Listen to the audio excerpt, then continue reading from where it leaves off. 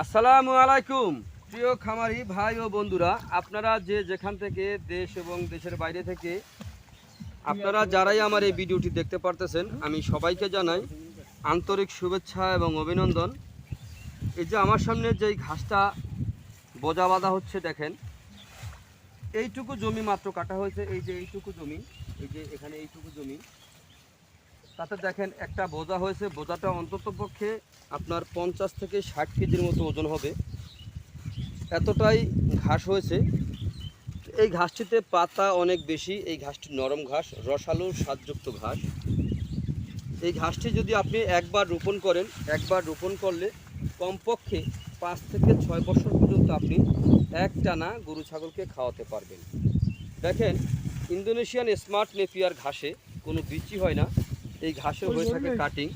প্রথমে যদি আপনি 4 থেকে 5টি গিটের একটি কাটিং রোপণ করেন, একটি কাটিং থেকে প্রায় 70 থেকে 100টি চারা গজিয়ে থাকে। একবার কাটার পরে কয়েক গুণ বেশি চারা গজিয়ে থাকে।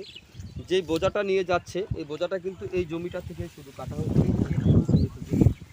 এই যে দেখেন এটুকু জমি, এখানে মোট 6টা জব থেকে এই ঘাসটা কাটা হয়েছে। এই প্রথম রোপণ করা সেই জমি থেকে 6টা ঝাড় থেকে আপনার প্রায় 50 থেকে 60 কেজি ওজনের মতো ঘাস কিন্তু কাটা হয়েছে।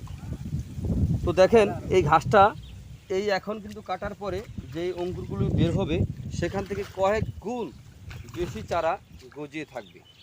তো আপনারা যদি এই পাতাযুক্ত ইন্দোনেশিয়ান স্মার্ট নেপিয়ার ঘাস যদি আপনারা রোপণ করতে চান, তাহলে আমার স্ক্রিনে দেওয়া নাম্বারে যোগাযোগ করবেন। আমরা এই ঘাসের কাটিং সারা বাংলাদেশে সুন্দরবন কুরিয়ার সার্ভিসের মাধ্যমে আমরা ডেলিভারি দিয়ে থাকি। পাতাযুক্ত নরম ঘাস, ইন্দোনেশিয়ান স্মার্ট নেপিয়ার ঘাস। এই ঘাসের কোনো বিচি হয় না, এই ঘাসে হয়ে থাকে কাটিং। তো পরিপক্ক কাটিং যদি আপনারা সংগ্রহ করতে চান, তাহলে আমার স্ক্রিনে দেওয়া নাম্বারে যোগাযোগ করবেন। ইন্দোনেশিয়ান স্মার্ট নেপিয়ার ঘাস গরু ছাগলকে খাওয়াতে কোনো মেশিন লাগে না। এই ঘাস মেশিন ছাড়াই আপনি খাওয়াতে পারবেন।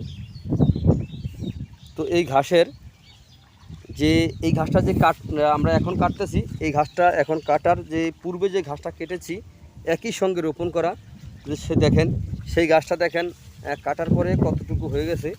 এই যে দেখেন অনেক জমি, কিন্তু এখানে অনেক জমি, এখানে কিন্তু জমি আপনার এখানে কিন্তু প্রচুর পরিমাণে জমি।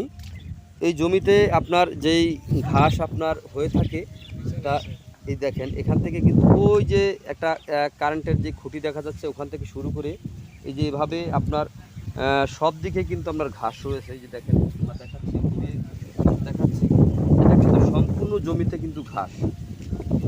তো এই ঘাস যদি আপনি রোপণ করতে চান, আপনার গবাদি পশুকে ভিটামিন ও প্রোটিনযুক্ত ঘাস যদি খাওয়াতে চান, তাহলে পরিপক্ক কাটিং সংগ্রহ করতে চাইলে আমার স্ক্রিনে দেওয়া নাম্বারে যোগাযোগ করবেন। তো দেখেন পরিপক্ক কাটিং অথবা